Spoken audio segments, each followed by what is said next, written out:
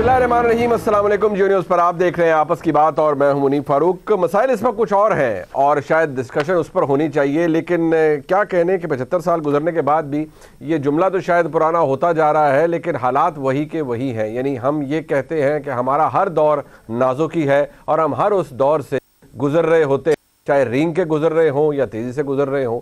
लेकिन सवाल ये है कि जहाँ बात आज ये होनी चाहिए कि मईशत के हालात दिगरगू हैं, पाकिस्तान के अंदर कारोबारी हालात मौजूद नहीं हैं, लोग परेशानी का शिकार है, लेकिन हमारी पूरी सियासत इस चीज़ के गिर्द घूम रही है कि पाकिस्तान में नए आर्मी चीफ कौन होंगे। मैं हमेशा कहता हूं कि मामला ऐसा है जिसको कभी भी इशू नहीं बनना चाहिए, लेकिन क्योंकि पाकिस्तान के अंदर जो तारीख़ है वो बड़ी चेकर्ड रही है और हुकूमतों का बनना बिगड़ना, जमातों का बनना टूटना, किसी का इक़्तिदार में आना, किसी का इक़्तिदार से चले जाना, ये तमाम इसका दारोमदार रहा है कि पाकिस्तान के अंदर फ़ौजी क़यादत कौन सी रही है और उस क़यादत ने किस तरीके से ख़ुद को कंडक्ट किया है। इस वक्त जो सूरत हाल हमारे सामने मौजूद है, हुकूमत PDM की है, एक मखलूत हुकूमत है, पॉलिटिकल कैपिटल एग्जॉस्ट कर चुकी है, छोटे छोटे इश्यूज़ भी इस हुकूमत को हरास करने के लिए काफ़ी होते हैं और ये इशू तो इतना बड़ा है कि इसने अभी तक एक तलातुम बर्पा कर रखा है। कौन किसके खिलाफ लेवरेज रखता है ये अभी नहीं पता। इमरान खान साहब अब भी अपनी मकबूलियत पर मौजूद है, उरूज पर है उनकी मकबूलियत, और लॉन्ग मार्च जो जिसका सिलसिला उन्होंने शुरू किया था उन पर कातलाना हमले के बाद वो तातुल का शिकार हुआ, लेकिन इमरान खान साहब 26 नवंबर की कॉल दे चुके हैं। इसी असना में वफाकी हुकूमत रोज़ ग्रैपल कर रही है किसी इशू से और रोज़ सोचती है कि उसे समरी आ जाएगी उन सीनियर अफसरान के जो कि मेरिट करते हैं, तमाम अफसरान के, उनमें से कोई भी पाकिस्तान का आर्मी चीफ हो वो नाम आएंगे नहीं आएंगे, वो समरी आ जाएगी। रोज़ जनाब ख्वाजा आसिफ साहब हों, राना सनाउल्लाह साहब हों, शाहिद खाकान अब्बासी साहब हों, रोज़ स्टेटमेंट्स आती हैं, लेकिन ख्वाजा आसिफ साहब की अभी कुछ देर पहले जो स्टेटमेंट आ जाए जिसमें उन्होंने कहा कि अगले 48 घंटे के अंदर तैनाती हो जाएगी। बट ये मामला ठीक है, इसकी इंपॉर्टेंस अपनी जगह, लेकिन क्या वजह है कि ये मामला इतना बड़ा इशू क्यों बना हुआ है? और इसके अंदर अपॉइंटमेंट्स तो पहले भी हुई हैं और इस तारीख के पस मंज़र में हुई हैं, लेकिन इस दफ़ा ऐसा क्या है जो कि एक मसला बना हुआ है, जबकि जो मौक़िफ़ है वो शायद ऐसा है कि दोनों साइडों का अपना अपना है। कौन दुरुस्त है कौन गलत ये कुछ दिनों में पता चल जाएगा और किसका तूती बोलेगा ये भी पता चल जाएगा।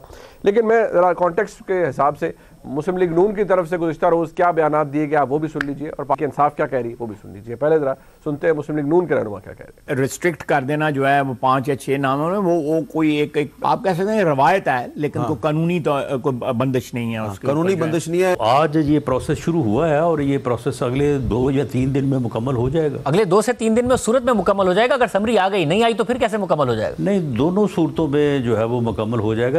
अब ये मामला कैसे सुलझेगा, ये ऐसा मसला है जिसके ऊपर डिस्कशन होनी चाहिए। हमारे साथ आज मौजूद हैं इस्लामाबाद स्टूडियोज़ में उस्ताद मोहतरम जनाब नुसरत जावेद साहब, मुल्क के मुमताज़ सहाफ़ी है, बहुत शुक्रिया आपका सर। जनाब मोहम्मद ज़ुबैर साहब, फॉर्मर गवर्नर है सिंध के, पाकिस्तान मुस्लिम लीग नून के तर्जुमान है। अगर मैं ये कहूँ कि मरीम नवाज़ शरीफ साहिबा और मियाँ नवाज़ शरीफ साहब की जो एक्चुअल रिफ्लेक्शन है उनकी सोच की, उसकी तर्जुमानी करते हैं। ज़ुबैर साहब आप हमारे साथ मौजूद हैं, बहुत शुक्रिया आपका। और द वन एंड ओनली जनाब इरशाद भट्टी साहब हमारे साथ मौजूद हैं, किसी तारुफ के मोहताज नहीं है। मुल्क के अजीम तजिया निगारों में इनका नाम सुनहरी हरूफ से लिखा जाता है और शायद लिखा जाएगा, लेकिन ये वक्त कब आएगा इसके बारे में मैं कुछ नहीं कह सकता। तो मैं ज़रा सबसे पहले आगाज़ करूँगा जनाब नुसरत जावेद साहब से। नुसरत जावेद साहब, सर ये बताइए, ये मामला मुझसे बेहतर तारीख आपको पता है, पाकिस्तान के अंदर बहुत कुछ बनते बिगड़ते आपने देखा है।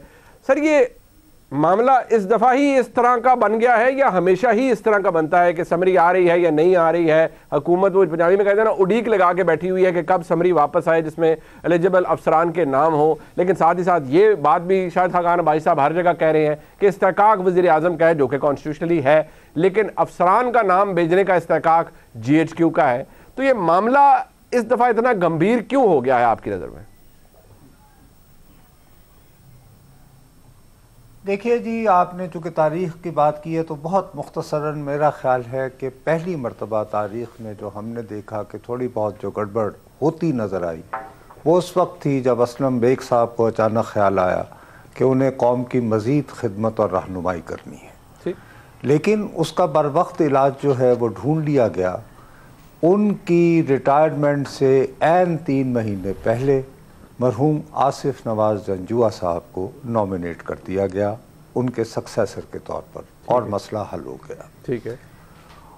उसके बाद जो कुछ होता रहा जी वो बिल्कुल स्मूथली होता रहा। दूसरी मर्तबा हुआ जब आसिफ अली जरदारी साहब थे पाकिस्तान के सदर और यूसुफ रज़ा गिलानी वज़ीर आज़म थे, तो ये था कि जी कियानी साहब रह रहे हैं या जा रहे हैं। तो आसिफ जरदारी साहब आपको पता है कि मुकमुका के आदमी हैं, चौधरी परवेज़ इलाही पर कत्ल का इल्ज़ाम लगता है तो वो उनको डिप्टी प्राइम मिनिस्टर भी बनवा देते हैं। अच्छे प्रैग्मेटिक आदमी हैं। उन्होंने मामला इससे पहले कि गली गली में ज़ेर बहस आए, उन्होंने कियानी साहब की 3 साल एक्सटेंशन मैनेज करवा दी। इस वक्त जो सूरत हाल है मेरा ख्याल है ज़्यादा गंभीर इसलिए हुई है कि हमारे जो वज़ीर आज़म हैं शहबाज शरीफ साहब, वो आइन को शायद को ज़्यादा गौर से नहीं पढ़ पाए। आइन का आर्टिकल 243 जी उन्हें कैटेगोरिकली एम्पावर्ड करता है। जो बात अभी आपने अपने इंट्रो में शाहिद खाकान अब्बासी साहब के ज़रिए सुनाई है जी, फ़र्ज़ करें कि सदर ममलिकत जो हैं वो वाक़अतन इस मामले में भी अड़ी दिखाना चाहते हैं। वैसे मेरा ख़्याल है कि वो नहीं दिखाएंगे जब तक कि उन्हें 100% यकीन न हो कि उनकी ये अड़ी जो है कारआमद साबित होगी। बहरहाल उसके बावजूद अगर वो उस पर सो भी जाएं तो आइन के मुताबिक कम से कम उनको ज़्यादा से ज़्यादा 25 दिन वो ले सकते हैं। 25 दिन से जी 1 घंटा ज़्यादा भी नहीं ले सकते। ठीक है जी। 29 तारीख को साहब ये तैनाती होनी है। अगर 1 नवंबर को वज़ीर आज़म साहब ने ये समरी मांग ली होती तो क्या हर्ज था। मैं तो इसका ज़िम्मेदार सिर्फ़ और सिर्फ शहबाज शरीफ साहब को इस कन्फ्यूजन का ठहराऊँगा जिन्होंने आइन के तहफ़्फ़ुज़ की कसम खा रखी है। और अगर आइन का आर्टिकल 243 जो है वो बरूए कार नज़र नहीं आया तो मैं सिर्फ़ और सिर्फ उसका ज़िम्मेदार शहबाज शरीफ साहब को ठहराऊँगा, किसी और को नहीं। नुसरत जावेद साहब, शहबाज शरीफ साहब उसके बाद लंदन भी तशरीफ़ ले गए। वो एक ख़ास मशावरत थी जो कि मियां नवाज शरीफ साहब से उनकी हुई और फिर वो वापस तशरीफ़ लाए। एक फिर अलील भी हो गए, मौजूद भी नहीं थे सरकारी काम के लिए। तो क्या शहबाज साहब बग़ैर मियां साहब की मशावरत के, मैं प्रैक्टिकली बात कर रहा हूँ, मांग सकते थे कि आप भेज दीजिए हमें जो समरी है, या वो इतने कॉशियस थे ख़ास हालात की वजह से कि वो कहते थे कि नहीं मैं मियां साहब के मशवरे के बगैर एक कदम भी आगे नहीं बढ़ूंगा? अरे साहब, गुजारिश ये है कि उसको आप मशावरत तो ना कहें। वो ये कहते हैं कि ये पैगाम किसका था। ये देखिए कि जब शर्मुल शेख से अचानक वज़ीर आज़म पाकिस्तान लंदन जाते हैं तो साथ ही तलब किए जाते हैं वज़ीर दिफ़ा। तो चलें जी को तुक बनता है, वज़ीर दिफ़ा होते हैं। वैसे अगरचे पाकिस्तान में वज़ीर दिफ़ा होना ऐसे ही है जैसे अफ़गानिस्तान में वज़ीर बहरी अमूर हो, लेकिन बहरहाल हम मान लेते हैं उनकी ज़रूरत थी। लेकिन साहब मुझे ये बताइए, ये जो एक सूबाई सतह के रहनुमा थे मलिक मोहम्मद अहमद साहब जी, उनको वहाँ पे तलब करने की क्या ज़रूरत थी? तो अब वो मलिक मोहम्मद अहमद साहब जो हैं उनकी क्या अहमियत है, उनका इस सारे मामले से क्या ताल्लुक़ है? खुदा न खास्ता अल्लाह का लाख लाख शुक्र है उनके हल्के कसूर में कोई सैलाब वगैरह भी नहीं आया हुआ। वहाँ पे कोई बॉर्डर पे भी कोई गैर मामूली नकलो हरकत नहीं हो रही। तो वो यकीनन कुछ तजावीज़ लेकर गए थे खुसूसी, जिन पे को 5 महीने 6 महीने की बातें भी होना शुरू हो गई थी। सही। तो मैं तो इसके अलावा कि आपने मलिक मोहम्मद अहमद साहब को साथ ले जाकर बता दिया कि गोट कहीं फंस गई है, तो गोट फंसाई है जिन्होंने, तो आप जाने और वो गोट जाने। मैं तो सिर्फ एक बात जानता हूँ कि आइन का आर्टिकल होता है 243 और आइन के, और हमारे यहाँ मुबैना तौर पर, अब मैं लफ्ज़ मुबैना कहने को मजबूर हूँ, एक तहरीरी आइन है। तो जब तहरीरी आइन की तशरीह टर्न कोर्ट के हवाले से आनी शुरू हो जाए तो फिर 243 की भी निकल आएगी। वैसे तो आइन बेचारा हर वक्त ही मौजूद रहा, सिवाय खुसूसी अदवार में जब उसके ऊपर कुछ हमले किए गए, लेकिन वो बेचारा मौजूद ही रहा, उसको कितनी उसकी बात सुनी गई, ये भी तारीख का हिस्सा है। लेकिन ज़ुबैर साहब मुझे ये बताइए कि अभी मैंने फिर सुना है कि मियाँ शहबाज शरीफ साहब वज़ीर-ए-आज़म पाकिस्तान दौरे पे फिर तशरीफ़ ले जा रहे हैं, तो मतलब ये समझा जाए कि वो कुछ करके जाएंगे या बस अल्लाह के आसरे सब कुछ छोड़ के चले जाएंगे कि भाई मैं तो अभी 3 रोज़ा सरकारी दौरे पर जा रहा हूँ। और शहबाज साहब को सिंगुलरली रिस्पॉन्सिबल करार दे रहे हैं जनाब नुसरत जावेद साहब कि अगर वो ये मांग लेते समरी तो इतना स्यापा पड़ता ही ना। तो किसी ना किसी जगह तो आपकी गोट फंसी हुई है। आप ये कहना ख्वाजा आसिफ साहब का कि बड़े आला और ज़बरदस्त ताल्लुकात हैं, कोई तनाव नहीं है ताल्लुकात में, तो ये हम पहले भी सुनते रहे तरीक इंसाफ के दौर में, सेम पेज, वो फिर वो पेज फट गया, फिर जुड़ने की कोशिश हुई, लेकिन फिर वो सफाई मतलब वो कॉपी फट गई। तो यहाँ क्या कॉपी फटी है, पेज फटा है या सब कुछ इंटैक्ट है? सब इंटैक्ट है एक्सेप्ट फॉर इमरान खान, क्योंकि इसको कंट्रोवर्शियल बनाया था और कॉशियस होने का जो हुकूमत की तरफ से आप कह रहे हैं, उसमें अगर इमरान खान जलसे जुलूसों में इस तैनाती के हवाले से बात ना करते और थ्रेटनिंग बात ना करते, और ये भी चूँकि नुसरत जावेद साहब ने हिस्ट्री बताई थी, तो हिस्ट्री में कभी भी ऑपोजिशन लीडर ने इस इशू को, तैनाती के इशू को, आर्मी चीफ के कभी भी इशू नहीं बनाया था। और ये कह के नहीं बनाया था कि हम उसको नहीं एक्सेप्ट करेंगे जिसको नवाज शरीफ चाहेंगे अपॉइंट करना। और आपने उस्मान डार का भी क्लिप भी सुनाया था। लेकिन इमरान खान ये कहते थे कि ये उनको बनाना चाहेंगे जो इनके ऐबों को छुपाए और जो इमरान खान को अंदर बंद करे। तो उन्होंने कंट्रोवर्शियल तो बना ही दिया था। फिर उनके एक सदर साहब बैठे में आरिफ अलवी साहब, वो कंट्रोवर्शियल हैं। और उनके हवाले से फवाद चौधरी साहब ने एक ट्वीट किया अब से कुछ दिन पहले, और उन्होंने कहा कि जैसे ही समरी आएगी आरिफ अलवी साहब साइन कर देंगे अगर उसमें इमरान खान की रजामंदी हो। विच मीन्स कि अगर इमरान खान की रजामंदी नहीं होगी तो वो नहीं करेंगे साइन। तो फिर कॉशियस तो हुकूमत होगी ना। हुकूमत इतने बेख्याली में आज तक कभी ऐसा नहीं हुआ था जैसे अब हुआ है। तो ये जो जुबैर साहब देयर इज अ प्रॉब्लम ना, हुकूमत कॉशियस होना वो और बात है सर। होता था कि भाई सर कॉशियस होना और बात है, लेकिन यहाँ तो कॉशियस हो ना कि आपके पास नाम आ गए हो, वज़ीर आज़म ने एक चॉइस करनी हो और वज़ीर आज़म ने अपनी एडवाइस प्रेसिडेंट को भेजनी हो। यहाँ तो अभी आप इस माजरत के साथ इस स्यापे में है, इस मसले में है कि आपको पता ही नहीं है कि आपने लिखा है समरी आई नहीं, आज आ जाएगी, कल आ जाएगी, ना भी आई तो हम कर देंगे। एक तरफ शायद खाकाना भाई साहब का कहना कि ना आना है बहुत बड़ा फेलियर है और ये आइन के खिलाफ वर्जी होगी। तो there is something not right between you and the GHQ। सदर साहब का काम तो बाद का है ना, यहाँ तो आपका और GHQ के बीच प्रॉब्लम है। लेट मी ओके नहीं, एक तो समरी जो है और जो उसमें नाम है, उन नामों पर तो आप भी अभी दिखा रहे थे अपने स्टार्ट में जी, उन नामों पर तो किसी को कोई डिसएग्रीमेंट नहीं है। 4 या 5 जो नाम है वो तो सीरियस मोस्ट 4-5 नाम है। ठीक है। तो ये तो नहीं है कि वो प्राइम मिनिस्टर के पास जब आएगी तो वो कहेंगे अच्छा ये नाम है। उनको तो पता ही है, जाहिर है पूरे पाकिस्तान को पता है, तो प्राइम मिनिस्टर को सब पता है। लेकिन उसका जो फॉर्मल प्रोसेस है समरी के आने का, और शाहिद खाकान अब्बासी ने सही कहा, कोई गलत तो नहीं कहा कि अगर समरी नहीं आएगी तो गैर आईनी होगा। समरी तो भेजनी है ना। 29th is the cut off date जब उनको ट्रांसफर ऑफ वो बैटन होना है, तो उससे पहले तो ये नहीं हो सकता कि वो तो सबको पता है, बट 29th को जो आज सीनियर मोस्ट है उस वक्त वो नहीं होंगे सर। 29th को जो D-Day है, जो एक्चुअल डेट है, जो मौजूदा सीनियरिटी लिस्ट है उसमें तो लेफ्टिनेंट जनरल आसिम मुनीर साहब सर फहरिस्त है। लेकिन अगर 29 को अपॉइंटमेंट होनी है तो कहा यह जा रहा है कि टेक्निकली वो सर मेरे आर्गुमेंट कंप्लीट होने दीजिए। कहा यह जा रहा है कि on the date of retirement कौन सी सीनियरिटी होगी। ये भी एक इशू बना हुआ है। या तो ये इशू खत्म हो जाना था कि अब तक मामला हल हो चुका होता, लेकिन ये मामला अब तक हल नहीं हुआ। ये अगर आप इतनी कॉन्फिडेंट है कि समरी आ जाएगी और बस शाम को आ जाएगी या कल सुबह आ जाएगी, तो फिर तो ये सारी डिबेट होती नहीं। इमरान खान जो मर्जी कहते रहे, आप वो करें जो कि आपने करना है कानून और आइन के मुताबिक। मेरा ख्याल है कुछ चीज़ें मैं अभी प्रोग्राम शुरू होने से पहले फवाद चौधरी के हवाले से कह रहा था कि जहाँ बच के निकलना होता है तो आप ऐसी चीज़ों के सवाल पूछते हैं जो सब हम डिस्कस भी नहीं कर सकते। तो मेरा ख्याल है इसको मैं तो पास ऑन ही करूँगा इस सवाल को। अच्छा चलें, वो आपकी अपनी मर्जी है।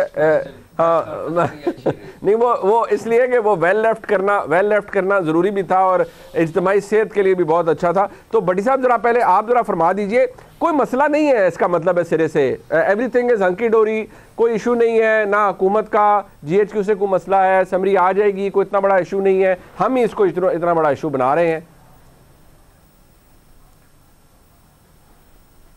बिल्कुल ठीक कह रहे हैं आप, कोई मसला ही कोई नहीं। कोई हम बड़े आसान आरामदेह बस में बैठे हुए हैं और बस मोटरवे पे है और पता है कि लाहौर पहुंचना है और चले भी इस्लामाबाद से हैं और रफ्तार भी ठीक है, कोई प्रॉब्लम ही नहीं है। ये सारे मासूम भोले लोग हैं। और अच्छा मज़े की बात देखें, मेरे काबिल एहतराम भाई ने इसमें इमरान खान साहब और फवाद चौधरी का तड़का लगाया है। भाई वो तो बातें कर सकते हैं, बयानात दे सकते हैं, प्रेस कॉन्फ्रेंसें कर सकते हैं और उनकी हम तनकीद भी करते रहे हैं उन पे और कर रहे हैं कि आप भाई इस तरह क्यों कर रहे हैं, इस तरह क्यों ले जाए, लेकिन वो तो इर्रेलीवेंट है ना। उनका तो ये खुद ही कहते थे, हमें सुनाते थे कि इमरान खान तू तो इर्रेलीवेंट है, तू तो इस चक्कर में नहीं है। हुकूमत में तो ये है, इख्तियार तो शहबाज शरीफ साहब के पास है। बिल्कुल ठीक। और अच्छा अब मुझे इसमें समझ नहीं आ रही कि नवाज शरीफ शहबाज शरीफ साहब किन को लगाना चाहते थे बकौल उस्मान डार साहब और किसने ना कर दी है। और दूसरा मुझे समझ नहीं आ रही कि शाहिद खाकान अब्बासी साहब का इलिजिबल और अनइलिजिबल से क्या मुराद है। यानी कुछ मेरा भी नाम डालने का उनको खतरा था कि इरशाद भट्टी का भी नाम डाल देंगे तो वो इलिजिबल हो जाएगा, अनइलिजिबल हो जाएगा। हाँ नहीं जेलस आदमी तो के कहीं मुझे ना जाने देना। तो अच्छा, तो वो अब ये बताएं कि वो इलिजिबल और अनइलिजिबल क्या होते हैं। आप मुझे बताएं, 2 मरतबा मेरे वजीर आजम काबीना समेत लंदन जाते हैं, उसके बाद जरदारी साहब, मौलाना साहब, नवाज शरीफ साहब आए रोज राब्ते करते हैं उसमें और परसों तक। अब तो नवाज शरीफ साहब खैर से 5 मुल्कों यूरोपियंस 5 मुल्कों के यूरोप के दौरे पे चले गए हैं, अपनी जमहूरियत, अपने आइन, अपने कानून और अपने अदलिया को पुरमुसर्रत तरीके से आगाह करना था कि वो जा चुके हैं।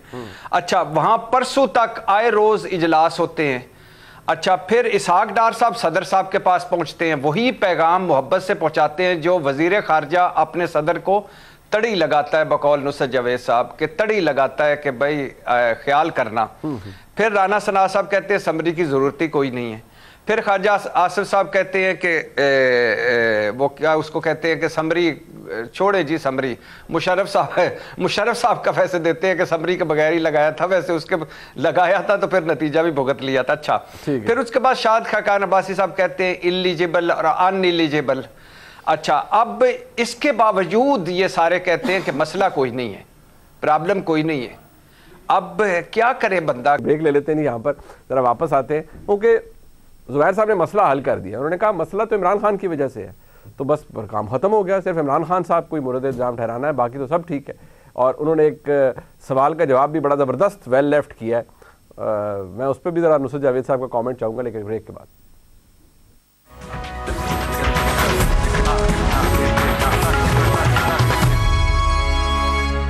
एक ब्रेक के बाद आपको खुशामदीद कहते हैं। नुसरत जावेद साहब, ये यानी कि इस सारी मामले को कंट्रोवर्शियल बनाने के जिम्मेदार इमरान खान साहब है। चलें, क्या इमरान खान साहब इज़ द ओनली रीज़न जिनकी वजह से ये प्रॉब्लम हो रहा है, या there is a lot more to it? और ये जो भट्टी साहब ने बात की है कि हर एक ने अपना अपना फेवरेट बनाया हुआ है कि फ़लाने को लगाना है या फ़लाने को लगना चाहिए, वो इस वक्त अपनी मकबूलियत के जिस मकाम पर पहुँचे हुए हैं, अब उनकी कैफियत वो है, वो जो चाहे कह सकते हैं।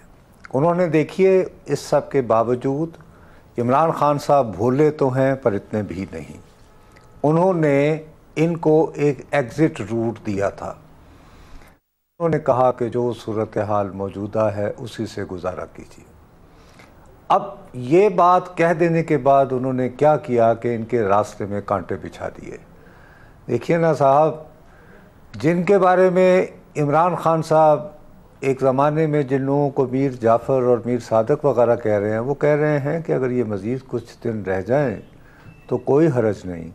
तो होना तो ये चाहिए था कि वो ताने देने वाले ने जब कह दिया तो ये भी आमन्ना व सदकना कहते और जब इन्होंने नहीं कहा तो उनके दिल में भी ख्याल आया होगा मैंने लाखों के बोल सहे सितमगर तेरे लिए, तो इसीलिए फिर शर्मुल शेख से भागना पड़ता है। करें तो क्या करें, खुदा के लिए वज़ीर आज़म के ओहदे का, इस दफ्तर का कोई तकद्दुस खुदा के लिए बहाल करने की कोशिश कीजिए। मैं सिर्फ ये इल्तिजा कर सकता हूँ। ठीक, एक मुख्तसर सा वक्फा, फिर मैं भट्टी साहब के पास और ज़ुबैर साहब के पास आता हूँ। साथ रहिए।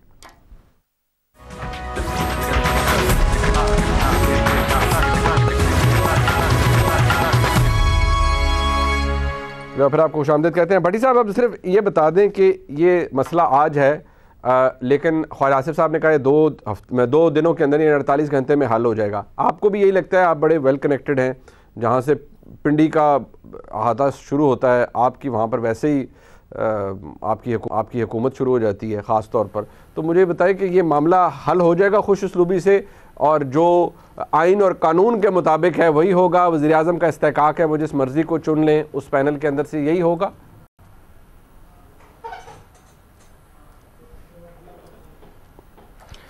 पहला मुझे एतराज़ है भाईजान के पीर तरीक़त रहबर शरीयत ज़ुबैर उमर साहब के होते हुए आपने मुझे ज़्यादा वहाँ कनेक्टेड करवा दिया है। इस पे जब बड़े साहब मौजूद हों तो छोटों को बड़ा नहीं बनाया जाता। पहला तो मैं ये एतराज़ करता हूँ। दूसरी बात ये है कि उस्ताद मुकर्रम नुसरत जवेद साहब ने शहबाज शरीफ साहब पर कुछ ज़्यादा ही आइन का बोझ डाल दिया है।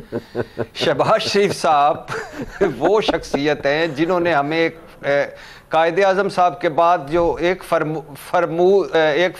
उनका अक़वाले ज़र्री है, वो हमेशा जमहूरियत, आइन और कानून जहाँ इकट्ठे हों वहाँ लिखा जाना चाहिए कि मैं इलेक्शन से 1 महीना पहले वज़ीर आज़म बन चुका था और मेरी काबीना फाइनल हो चुकी थी, इलेक्शन से 1 महीने पहले। और शहबाज शरीफ साहब वो हैं जिन्होंने चौधरी निसार साहब के साथ मिलकर 12 मुलाकातें की इस तरह के बुरका पहन के, और शहबाज शरीफ साहब का यानी जनरल कियानी साहब के साथ मुलाकातें फरमाई। शहबाज शरीफ साहब वो हैं जिनका रोल ही मफाहमत है। ठीक है जी। उनका रोल ये नहीं है कि डट जाना है, उनका रोल है कि भाईजान आप डटे रहें, मैं अपना काम करता रहता हूं। दिन को जो डटते हैं, रात को वो जाके उनकी सारी जमा तफरीक करते हैं। और ये शहबाज शरीफ साहब का इनकलाब उनके जिम्मे डाल देना, डट जाना, तो ये तो ज्यादती है ना। ये ऐसे ही है कि जैसे जियो चैनल मुझे कह दे कि आप मुनीब की जगह प्रोग्राम करें, हालांकि मैं डिजर्व करता हूं, लेकिन अजीब सा लगता है। बिल्कुल बिल्कुल। तो इसलिए शहबाज शरीफ साहब के जिम्मे ये प्लीज ना डालें, उनके जिम्मे जो चीज डालनी है वो डालें, और वो बखूबी अंजाम दे रहे हैं, सर अंजाम दे रहे हैं। जहां तक आपने फरमुदात ख्वाजा मोहम्मद आसिफ साहब का बताया, तो ख्वाजा आसिफ साहब का अब मैं क्या कहूँ, वो उन्होंने नुसरत जवेद साहब ने कहा है कि वो वज़ीर रेलवे जैसे हो अफ़गानिस्तान का, या बहरी अमूर का वज़ीर हो, वैसे ही वो हमारे वज़ीर दिफ़ा हैं, और हर मरतबे ही वज़ीर दिफ़ा होते हैं। ठीक। और उनका दिफा मजबूत है शुरू से ही। और उनके दिफा के लिए सिर्फ एक इतना अर्ज करना चाहता हूं कि इलेक्शन वाले दिन जब वो हार रहे थे तो उन्होंने चीफ इलेक्शन कमिश्नर को नहीं फोन किया था, उन्होंने army chief general Qamar Javed Bajwa को फोन किया था कि मैं हार रहा हूं, और उसके बाद वो जीत, वो शायद जिस वजह से हार रहे थे उन्होंने वो वजह बताने के लिए उन्हें फोन किया था, और फिर शायद उनके मामला दुरुस्त हो गए। ये भी खैर ख्वाजा साहब इसके ऊपर ज्यादा रोशनी डाल सकते हैं। लेकिन जुबैर साहब एक वो मैं कोई अल्लाह रहम करे, अल्लाह रहम करे, मैं कोई उन पे इल्जाम थोड़ी लगा रहा हूँ। मैं तो कह रहा हूँ कि वो कह रहे थे मुझे हरवाया जा रहा है, धांधली से हरवाया जा रहा है, ठीक है, तो आप मदद करें। तो उन्होंने वैसे जो जितना नहीं मैं भट्टी साहब हमारी क्या जिसारत, लेकिन जितना बोझ जनाब नुसरत जावेद साहब ने वाकई आइन का और उसकी इंटरप्रिटेशन का वज़ीर आज़म पाकिस्तान जनाब शहबाज शरीफ साहब पर डाला है, और जितनी तबाज़माई जनाब भट्टी साहब ने की है, एक शायद वो कोई ऐसा इस्तारा था या फिल्म थी मेरा नाम है मोहब्बत। इसी तरह अगर शहबाज शरीफ साहब के हवाले से ज़ुबैर साहब हो तो क्या मेरा नाम है मफाहमत। अगर शहबाज शरीफ साहब वाकई मफाहमाना काम, और जो माशाल्लाह वो एक्सपर्ट हैं कि वो मफाहमत चाहते हैं और मामला फहमी भी खूबी रखते हैं, तो क्या आपको लगता है कि ये मामला अगर सिर्फ शहबाज साहब सिर्फ सोली अगर उनकी ज़हनी सलाहियत को पे ऊपर छोड़ा जाता और उनके विजन के ऊपर छोड़ा जाता तो ये मामला इस नहज तक आता ही ना और इससे पहले ही हल हो जाता?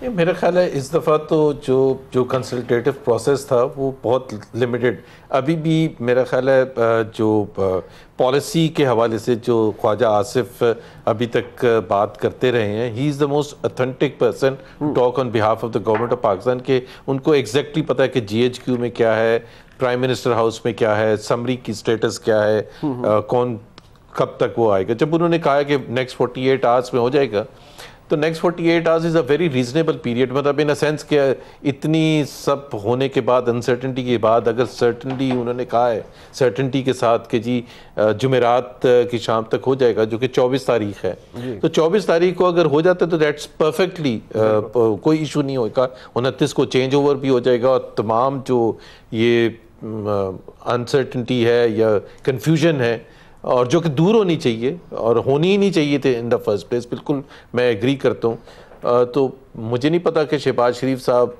को उस वक्त जब तैनाती का हो जाएगा नोटिफिकेशन और प्रेसिडेंट अलवी साइन कर देंगे, तो मेरा ख्याल है पीछे मुड़ के हम सब जब देखेंगे तो हमें ये ज़रूर महसूस होगा कि मेरा ख्याल है हमने कुछ ओवर रिएक्ट कर दिया था in terms of the appointment, और उसकी सिग्निफिकेंस अपॉइंटमेंट उस पोजीशन की वजह से ज़्यादा बन गई है, जिसकी वजह से सारे चैनल्स और सब कुछ अखबारात वही डिस्कस कर रहे हैं कि वो कब होगी और कौन होगा। ठीक है, बिल्कुल ठीक है, उसका एक बैकग्राउंड है। इसलिए towards the end Nusrat Javed साहब, जितनी सर्टेनिटी का मुजाहरा ख्वाजा आसिफ साहब ने किया और जिसको सब्सटैंशिएट किया जनाब ज़ुबैर साहब ने, आपको भी उम्मीद ऐसे ही है। मैं गुजारिश करूंगा कि शहबाज साहब पे आपने काफ़ी आइन का बोझ डाल दिया, अब ज़रा प्रैक्टिकल बता दें शहबाज साहब को, मुझसे बेहतर आप जानते हैं कि आपको क्या होता हुआ नज़र आ रहा है सर।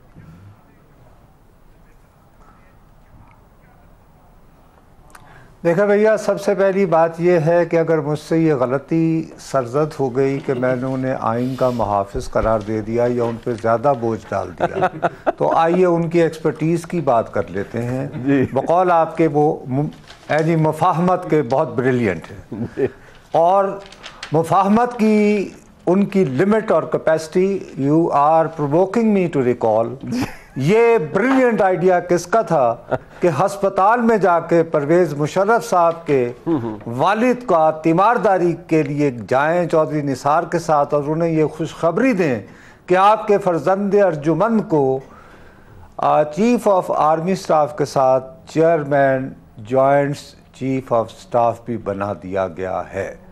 ये अप्रैल में वाकया हुआ था सर जी। तो इस अप्रैल में अजीम ग्रैंड लीप फॉरवर्ड वाली मुफाहमत ने क्या 12 अक्टूबर 1999 रोका? तो मैं यानी मुफाहमत की कैपेसिटी के लिए इतना ही, ऐसा ना किया करें, दागे दिल हमको याद आना शुरू हो जाते हैं। खुदा के लिए बात यह है कि कुछ चीज़ों पर सर बहुत क्लियर आपको होना पड़ता है।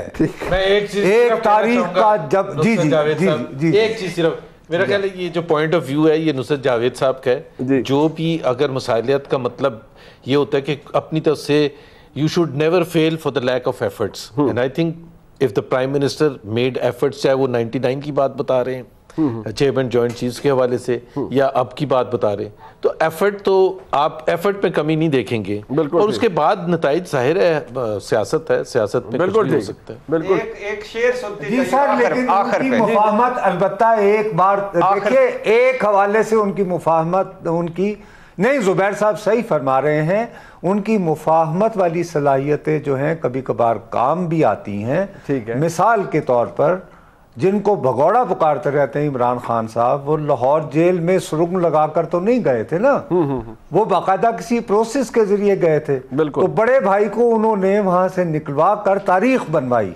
कि वो फिर लंदन गए तो आई, और उसके नतीजे में एक कानून का भी यानी मसवदा भी तैयार नहीं हुआ था, तो उन्हें लंदन बैठे उसकी गैर मशरूत हमायत का ऐलान भी कर दिया था। बिल्कुल ठीक। तो कभी दाव लग जाता है, कभी नहीं लगता, अब क्या करें ना, सलाहियत तो ना कहना, ये ना कहना कि एक्सपर्टीज है। अच्छा, एक्सपर्ट है जी बड़ी साहब, जी एक शेर सुनते जी, एक शेर ये सब के लिए जी, स्पेशली शहबाज शरीफ साहब के लिए, अल्लाह उनको सेहत दे, ये मैं दिल से कह रहा हूँ, सीरियस नोट, अल्लाह सेहत दे। लेकिन शेर अर्ज है कि मेरा दिल जी चाहता है तेरे कदमों में दम निकले, कसूर तुम्हारा था, बदनसीब हम निकले। अल्लाह हाफिज। जी, प्रोग्राम आपने देखा, एक निहायत ही सेंसिटिव मौजू है, लेकिन उस पर आपको पता है भट्टी साहब ने फिर एंड में एक ऐसा बात ज़रूर करनी होती है जिससे एक स्पेशल एनवायरनमेंट क्रिएट हो जाए। दिलचस्प बात है कि ऐसे मराइल आ गए पाकिस्तान की तारीख में जो कि आते रहते हैं और उनमें तब्दीली नहीं आती, आज भी है। उम्मीद करते हैं कि हर जगह बेटर सेंस प्रिवेल करे और पाकिस्तान एक मजबूत जमहूरियत के तौर पर आगे बढ़े। प्रोग्राम आपने देखा, देखने का बहुत शुक्रिया। खुदा हाफिज़।